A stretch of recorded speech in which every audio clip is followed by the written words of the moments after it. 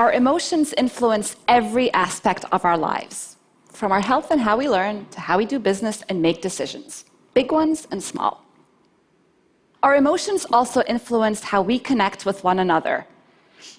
We've evolved to live in a world like this, but instead, we're living more and more of our lives like this. This is the text message from my daughter last night. In a world that's devoid of emotion. So I'm on a mission to change that. I want to bring emotions back into our digital experiences. I started on this path 15 years ago. I was a computer scientist in Egypt, and I had just gotten accepted to a PhD program at Cambridge University. So I did something quite unusual for a young, newlywed Muslim Egyptian wife. With the support of my husband, who had to stay in Egypt, I packed my bags and I moved to England. At Cambridge, thousands of miles away from home, I realized I was spending more hours with my laptop than I did with any other human. Yet despite this intimacy, my laptop had absolutely no idea how I was feeling. It had no idea if I was happy, having a bad day, or stressed, confused, and so that got frustrating.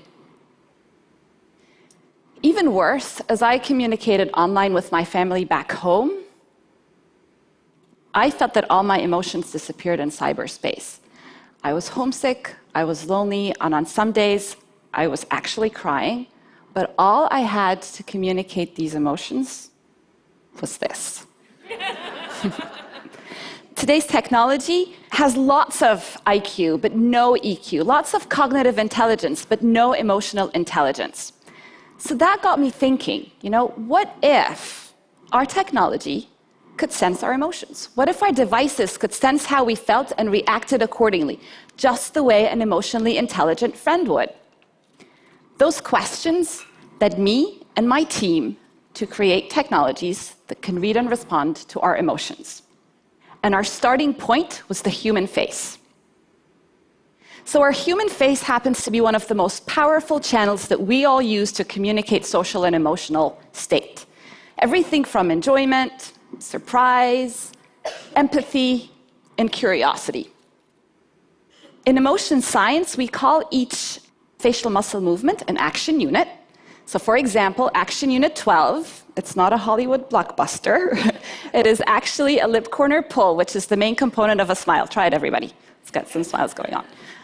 Another example is action unit 4. It's the brow furrow. It's when you draw your eyebrows together and you create all these textures and wrinkles. We don't like them. But it's a strong indicator of a negative emotion.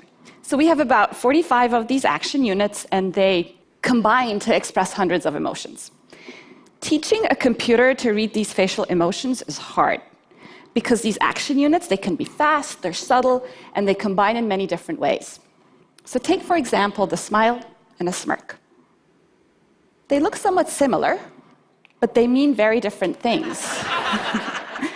So a smile is positive, a smirk is often negative. Sometimes a smirk can make you become famous. But seriously, it's important for a computer to be able to tell the difference between the two expressions. So how do we do that?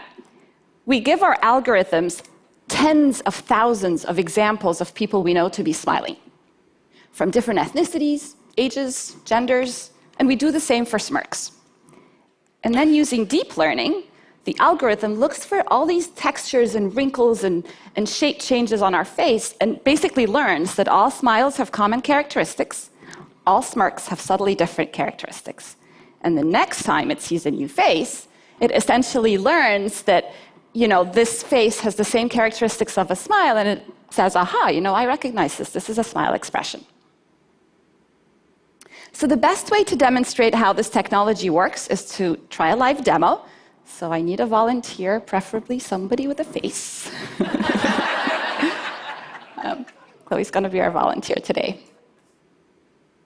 So over the past 5 years, we've moved from being a research project at MIT to a company where my team has worked really hard to make this technology work, as we like to say, in the wild. We've also shrunk it so that the core emotion engine works on any mobile device with a camera, like this iPad. So let's give this a try. As you can see, The algorithm has essentially found Chloe's face, so it's this white bounding box, and it's tracking the main feature points on her face. So her eyebrows, her eyes, her mouth, and her nose. The question is, can it recognize her expression? So we're going to test the machine. So first of all, give me your poker face. Yep, awesome. And then as she smiles, this is a genuine smile, it's great. So you can see the green bar go up as she smiles. Now that was a big smile. Can you try like a subtle smile to see if the computer can recognize? It does recognize subtle smiles as well. We've worked really hard to make that happen. And then eyebrow raise, indicator of surprise. Brow furrow, which is an indicator of confusion. Frown, yes, perfect. So these are all the different action units. There's many more of them. This is just a slimmed down demo. But we call each reading an emotion data point. And then they can fire together to portray different emotions. So on the right side of the demo, like look like you're happy. So that's joy. Joy fires up. And then give me a disgust face. Like try to remember what it was like when Zayn left One Direction. Yeah, like really like wrinkle your nose. Awesome. And the valence is actually quite negative, so you must have been a big fan. So valence is how positive or negative an experience is, and engagement is how expressive she is as well. So imagine if Chloe had access to this real-time emotion stream and she could share it with anybody she wanted to. Thank you.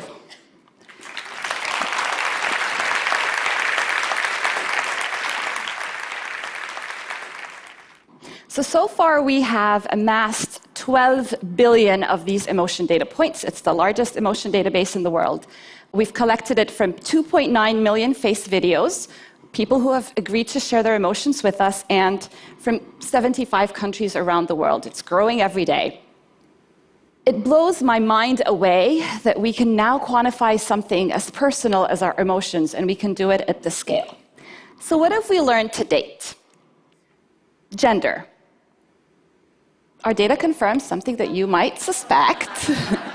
Women are more expressive than men. Not only do they smile more, their smiles last longer, and we can now really quantify what is it that men and women respond to differently.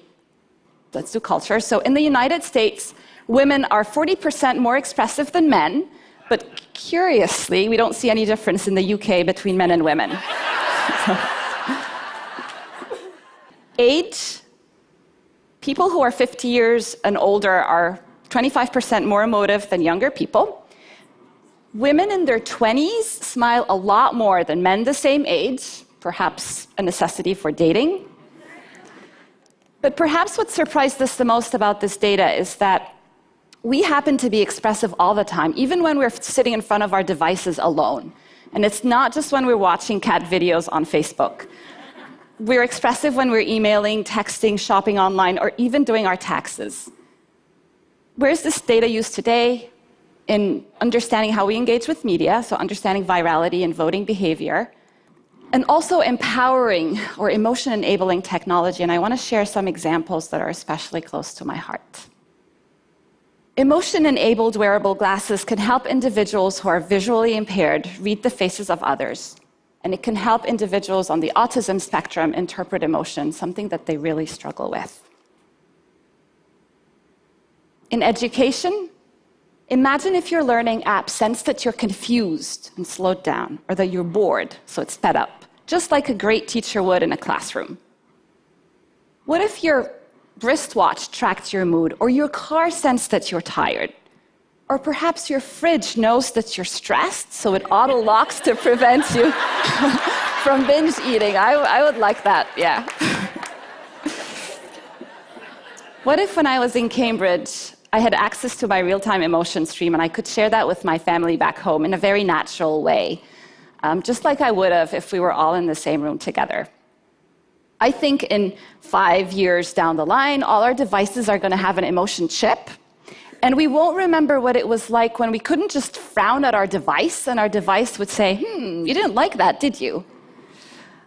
Our biggest challenge is that there are so many applications of this technology. My team and I realize that we can't build them all ourselves, so we've made this technology available so that other developers can get building and get creative. We recognize that there are potential risks and potential for abuse. But personally, having spent many years doing this, I believe that the benefits to humanity from having emotionally intelligent technology far outweigh the potential for misuse.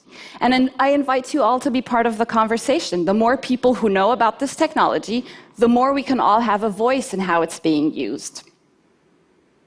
So as more and more of our lives become digital, we are fighting a losing battle trying to curb our usage of devices in order to reclaim our emotions. So what I'm trying to do instead is to bring emotions into our technology and make our technologies more responsive. So I want those devices that have separated us to bring us back together. And by humanizing technology, we have this golden opportunity to reimagine how we connect with machines, and therefore, how we, as human beings, connect with one another. Thank you.